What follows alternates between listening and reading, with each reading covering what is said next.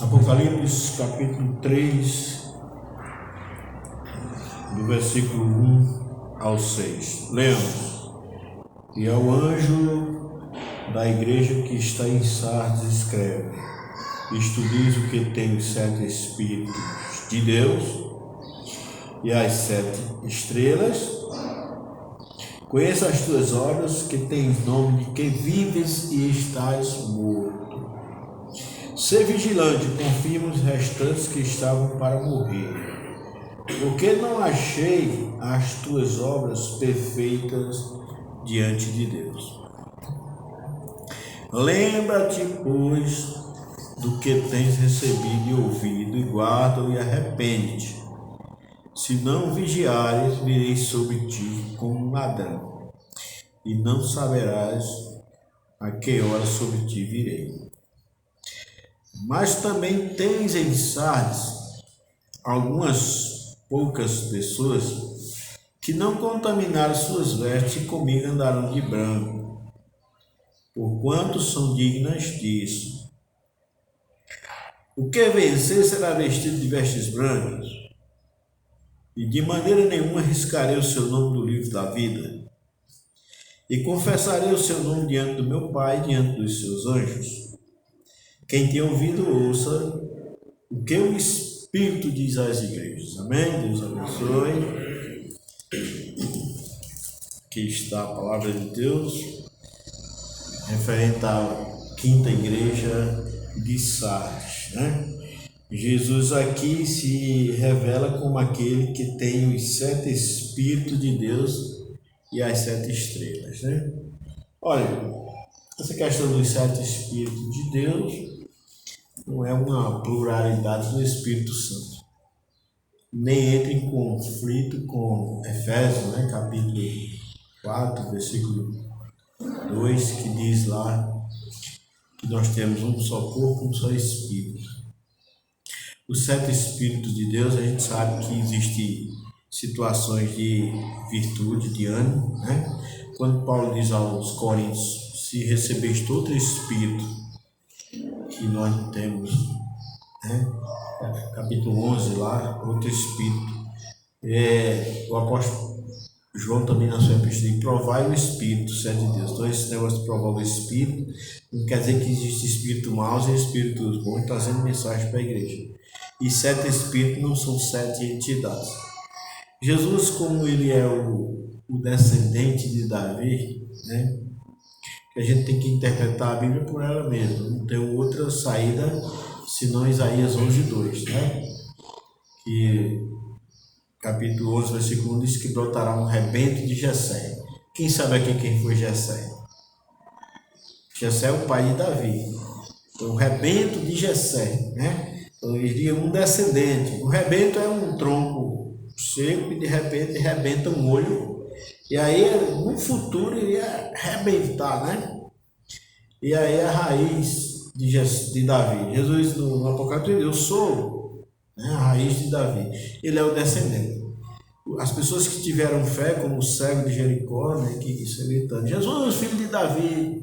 E Jesus elogiou: tua fé te salvou, porque ele cria que ele era o Cristo, que é a identificação de filho de Davi.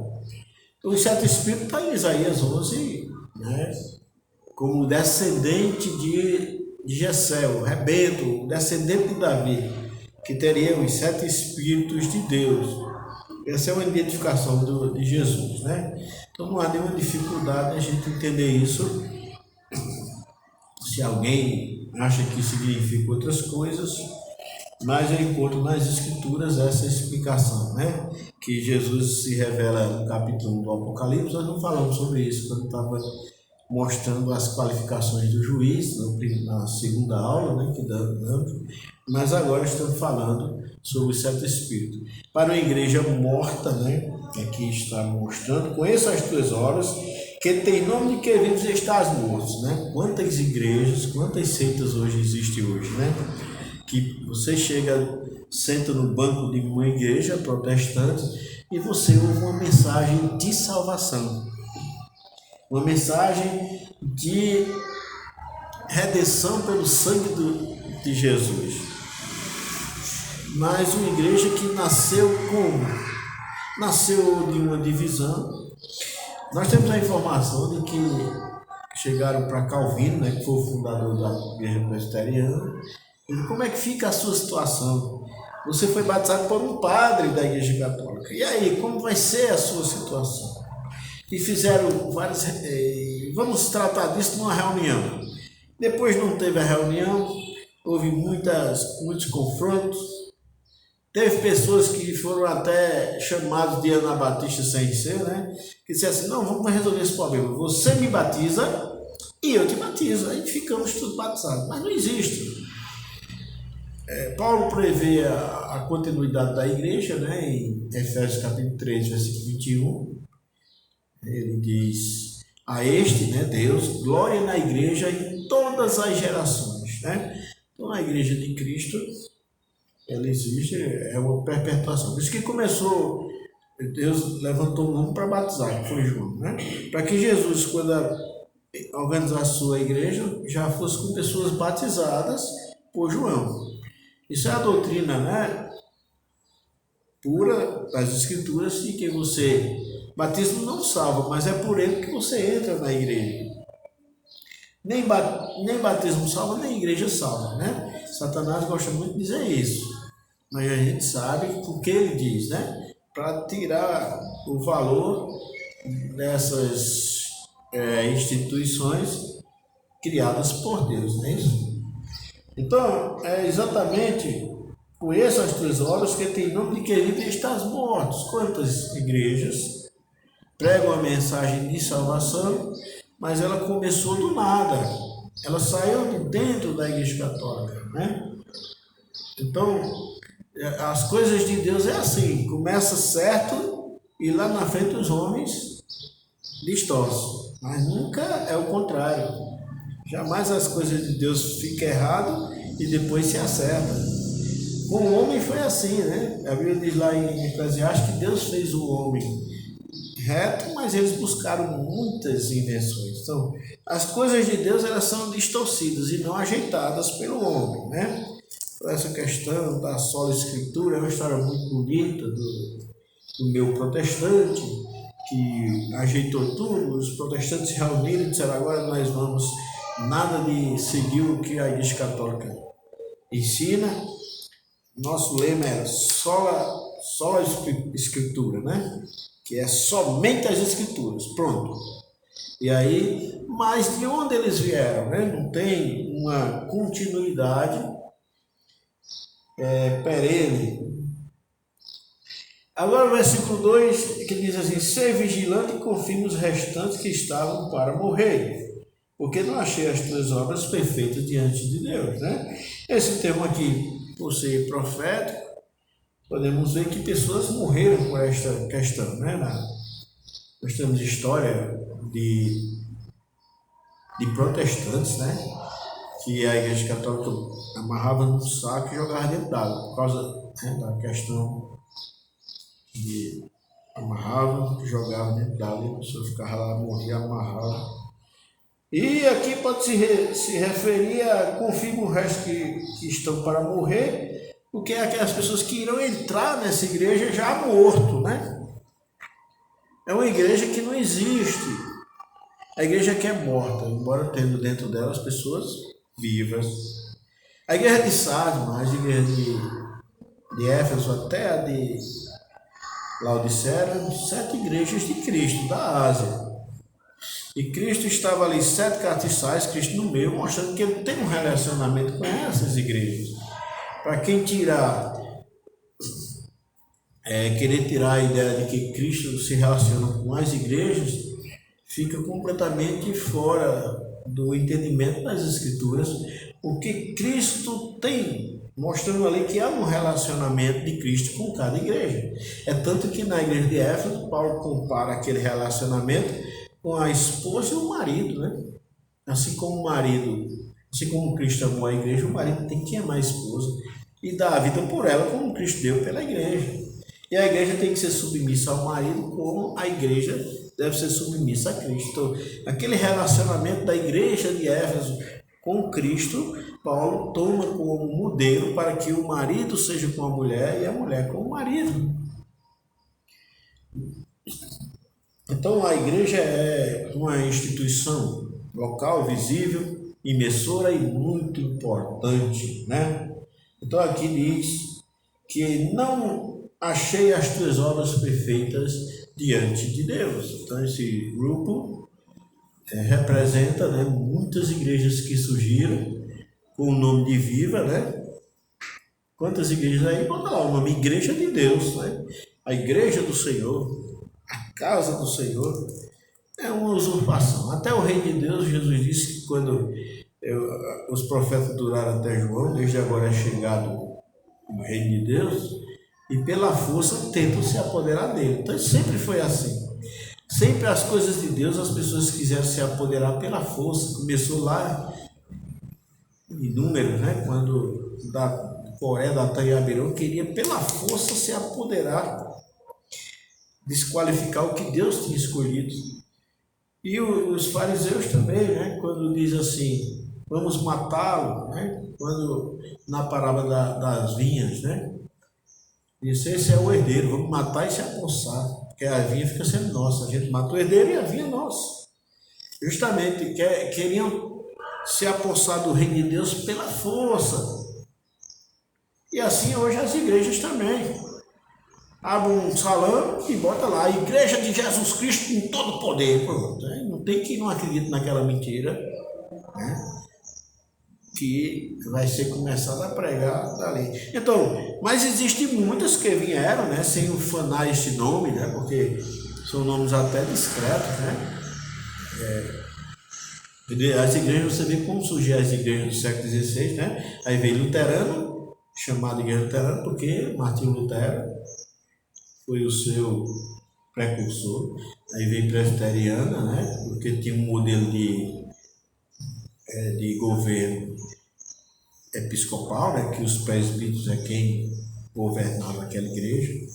Veio a igreja congregacional, que tinha um modelo parecido com os batistas, onde a congregação é quem governa, através das assembleias. Veio metodista, né? Que criando a questão dos métodos, né? De adquirir pessoas, não é isso? Então, a palavra de Deus aqui está dando... existe exortação mais proféticas aqui do que para a gente identificar, do que exortação para as igrejas da Ásia daquele momento, né? Mas Jesus muita coisa está dizendo aqui para aquela igreja, para aqueles crentes de Sardes naqueles dias mesmo, né? Para que eles se arrependessem, né? Mas aqui mostra, lembra, pois, do que tens recebido e ouvido, versículo 3. Guarda e arrepende-te, e se não vigiares, virei sobre ti como um ladrão, e não saberás a que hora sobre ti virei. Então, quando eu digo que as três últimas igrejas, né, da Ásia, representam três grupos que estarão aqui no arrebatamento. E Jesus está dizendo esse grupo que é de igrejas que se reúnem, mas que não tem registro dela no céu, né? São igrejas criadas por homens, vindo de divisões ou de vontade humana, mas que tem a doutrina de pregação do Evangelho, que tem o conhecimento da salvação em Cristo, né? E aqui Jesus está dizendo, se tu não vigiares, eu vou vir como um ladrão. Como é como um ladrão? Vou pegar vocês de surpresa, né? Porque o ladrão só vem de surpresa, não é isso? O ladrão é uma coisa que parece até, né? Que a gente, se a gente soubesse, Jesus disse, né? Se o homem soubesse quando o ladrão viria, colocaria guarda, né? Ninguém perdia dinheiro contratando guarda 24 horas, se soubesse a hora que o ladrão viria. Ou 24 horas não, 30 dias, né? Só chamava o guarda no dia que ele achava que o ladrão viria. Então, e essa questão de Jesus vir como ladrão é porque é um momento que não se espera. É isso? Então, está lá em Tessalonicenses, Paulo também mandando ter cuidado para que esse dia não nos surpreenda, né? A gente tem que estar bem. É bom ir, né, com Cristo sem estar envergonhado de nada, né? E bem alegre, né? Ser arrebatado e herdar a vida com glória eterna. Então, irmão, lembra-te, pois, do que tens recebido e ouvido, e guarda e arrepende, né? Então, essa igreja tem uma boa bagagem, que é as Escrituras, não é isso? Mesmo sendo igrejas. Porque, irmãos, olha, lá no... Jesus deu a ordem para as igrejas, né? E de fazer discípulos das nações, batizando em nome do Pai, do Filho e do Espírito Santo. Foi uma ordem, não foi aos apóstolos, né? Estarei convosco todos os dias até a consumação do século. Então, isso aí é para a igreja, não é para os apóstolos. Porque os apóstolos não vão estar aqui quando Jesus vier, até a consumação do século. Se referindo a uma ordem. Já repetindo o que eu sempre digo a vocês, em Atos capítulo 13, a segunda igreja organizada praticamente, né? Bem organizada, que é a igreja de Antioquia. E a igreja de Antioquia tinha 2 membros, né? Tinha vários, mas tinha 2 membros especiais ali. Tinha Saulo e Barnabé e Saulo. E Deus falou com aquela igreja, Deus não falou para eles, olha, eu quero mandar vocês, que hoje em dia as pessoas querem abrir uma igreja e dizem que foi Deus que falou com ele. Deus me mandou habitar a igreja. Isso não existe, né? Mas igreja gera igreja, né? Uma igreja só pode abrir debaixo da autoridade de outra, não é isso? Essa igreja aqui só existe por causa da igreja lá do pastor Edilson, lá em Prazeres. Não, ela era descredenciada. Seria uma igreja pirata, né? Se ela surgisse assim de uma divisão, ou eu de um momento dissesse, eu vou fazer a igreja, mesmo que botasse o nome Batista, eu estaria traindo aquele princípio, né? De que igreja gera igreja. E você vê que a ordem de Deus no capítulo 13 de Atos não foi dada a eles dois, para irem ao ministério, mas foi dada à igreja de Antioquia, né? Separai-me para mim, Paulo e Barnabé, para a obra que eu os tenho destinado, né? Então, ali Deus estava ordenando a igreja de Antioquia para não quebrar o princípio que ele mesmo estabeleceu. A igreja de Antioquia é que teria que enviar aqueles 2 missionários. Aí daí eles estavam com autoridade, né? Por isso que em Atos capítulo 15, quando ele chama Barnabé para voltar a visitar aqueles irmãos, vamos ver como eles estão. Barnabé queria levar Marcos, que Paulo não quis levar, e houve uma desavença. Mas aí Paulo foi quem continuou com a obra, né? Barnabé desapareceu no livro de Atos a partir dali. Aquela obra ficou com Paulo.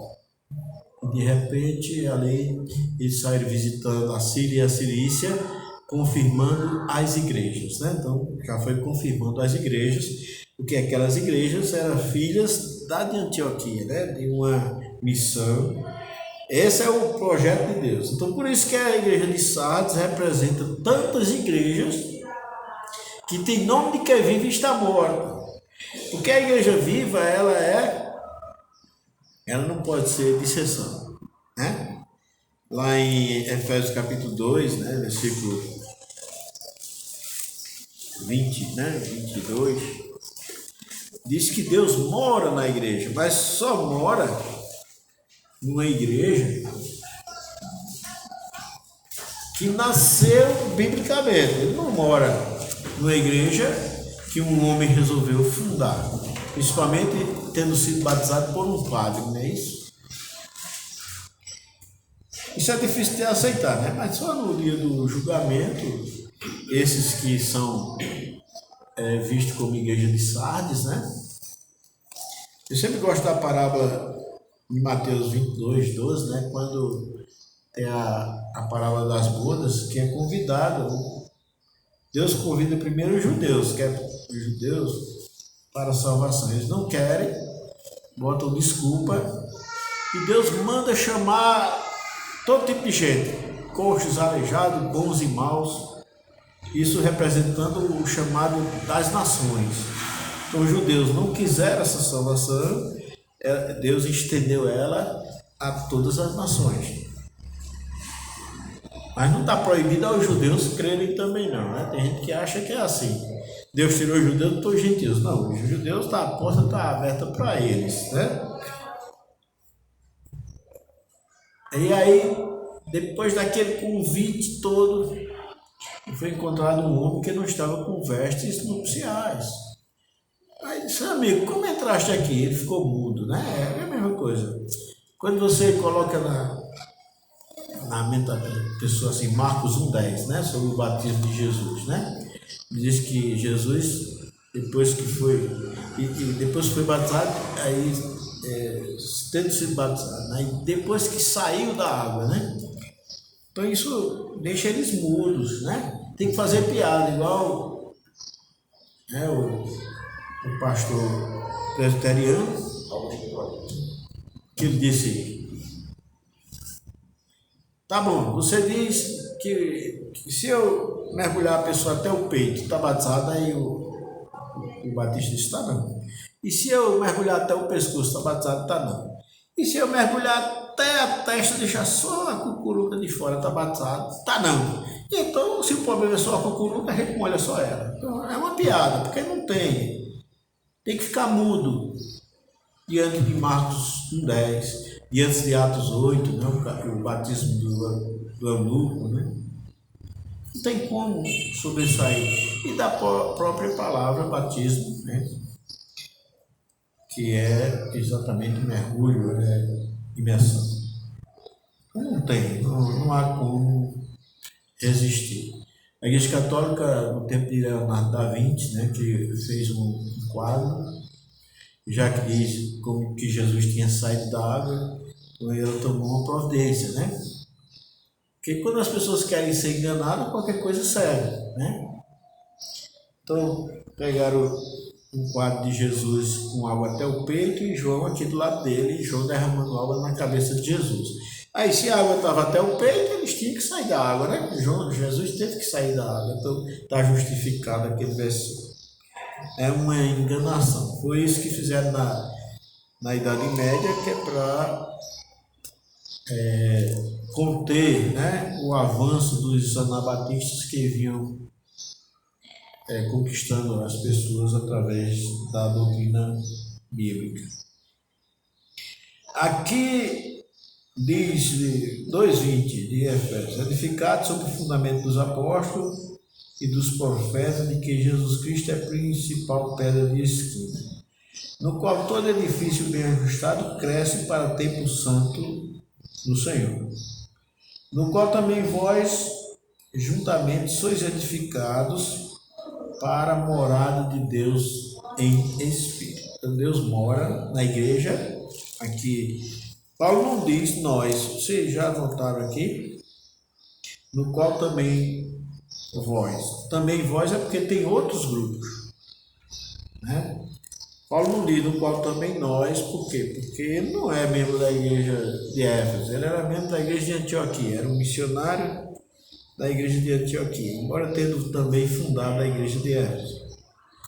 Fundação da igreja de Éfeso vocês encontram em Atos 19, né?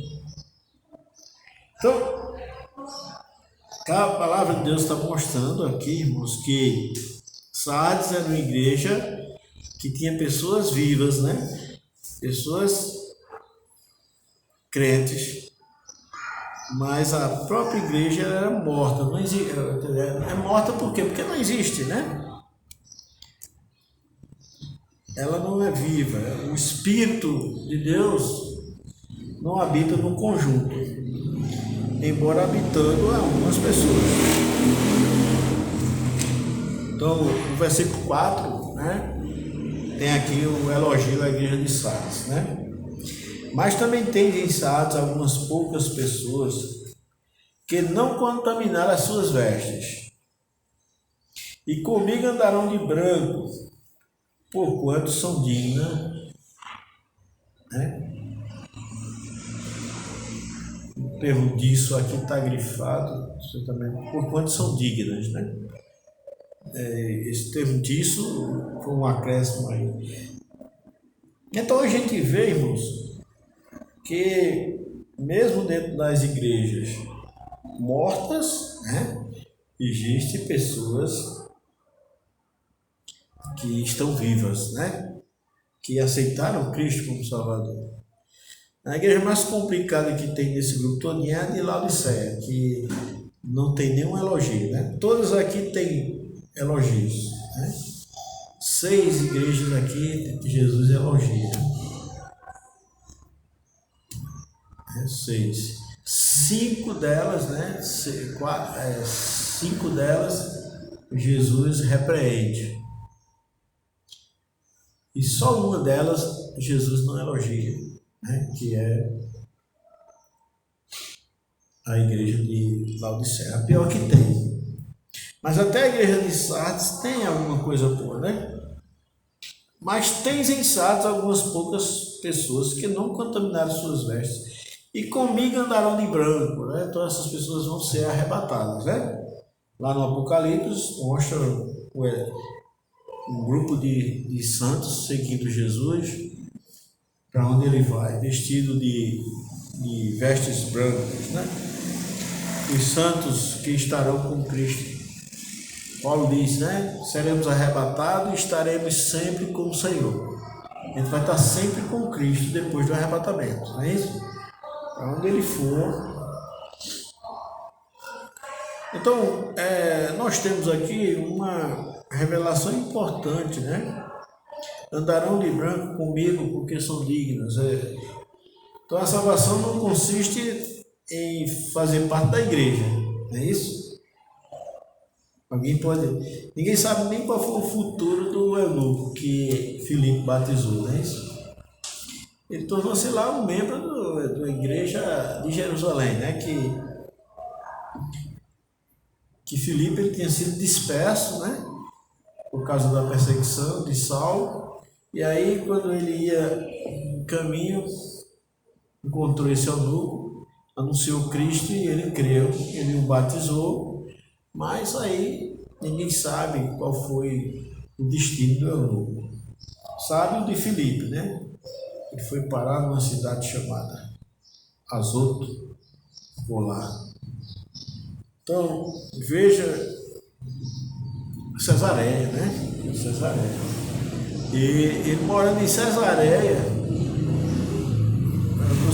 para a gente entender isso. Quando Cornélio teve a visão do anjo, o anjo não mandou chamar Filipe. Você pode ver que ele ficou em Cesareia. Aí mandou chamar Pedro. Você vê que tem que ter é como se fosse a chave, né? Só um apóstolo poderia abrir a chave de um tipo de pessoas. Não ficaria muito credenciada a situação se um primeiro gentio incircunciso se convertesse através de Filipe, né? Porque o eunuco ele era um prosélito, ele tinha vindo a Jerusalém a adorar, com certeza era uma pessoa circuncidada, mas Cornélio não. Então vem aqui o que Jesus está prometendo no versículo 5, né?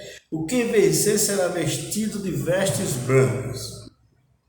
E de maneira nenhuma riscarei o seu nome do livro da vida, e confessarei o seu nome diante do meu Pai e diante dos seus anjos. Quem tem ouvido ouça o que o Espírito diz às igrejas. Você vê que está invertido, né? Desde Tiatira que esse termo, quem tem ouvido ouça o que o Espírito diz às igrejas, vem por último. Nas 3 primeiras vem antes, né? Para depois Cristo fazer a promessa. Em Efésios, Pérgamo e Esmirna e Pérgamo. Mas de Tiatira para frente, quem tem ouvido ouça o que o Espírito das igrejas vem por último. Talvez porque existe aqui uma situação de que tanto as três últimas estarão aqui no arrebatamento, né, esses três tipos de igreja, como também a Jezabel, né, estará também no arrebatamento. O que vencer será vestido de vestes brancas, né, de maneira nenhuma, arriscarei o seu nome. Olha, irmão, a questão de riscar o nome do livro da vida é na questão da morte. Quando morre sem Cristo, aí o nome é riscado. E lá no juízo final, aquelas pessoas vão, e seu nome não vai estar lá escrito, né? Agora, quando morre com Cristo, o nome não é riscado. Tem gente que pega esse texto para colocar possibilidade, alguém já usou, né? De perda da salvação. Está vendo aí Jesus advertindo? Não, aqui está dizendo que de maneira nenhuma riscarei. É a mesma promessa que ele faz, né, no Evangelho de João 6:37, quando ele diz que aquele que o Pai me dá virá a mim, e o que vier a mim de maneira nenhuma lançarei fora. É uma promessa que Jesus está dizendo que não tem nada que faça jogar essa pessoa fora ou riscar seu nome no livro da vida. Não tem nada, né? Porque essas pessoas aceitaram o sacrifício da cruz, mesmo sendo de uma igreja que não era uma igreja do Senhor Jesus, né? Era uma organização parecida, com todos os artifícios, mas era morta. Tinha nome de quem vivia, né? Que pregava o sangue de Cristo, anunciava, mas sua liturgia é completamente fora das Escrituras, né? Inclusive o batismo e o seu comportamento administrativo. Que os seus pastores, né, são governantes, né? Ver a palavra igreja episcopal é porque o quê? Os bispos governam, né? E não no sentido como Jesus disse, qualquer que quiser ser o maior, seja o seu servo, né? Os bispos é para ser servo da igreja e não os seus governantes. Então eu não riscarei o seu nome do livro da vida.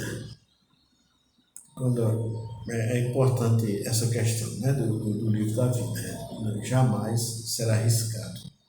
Morreu, o nome está lá para quando ele ressuscitar.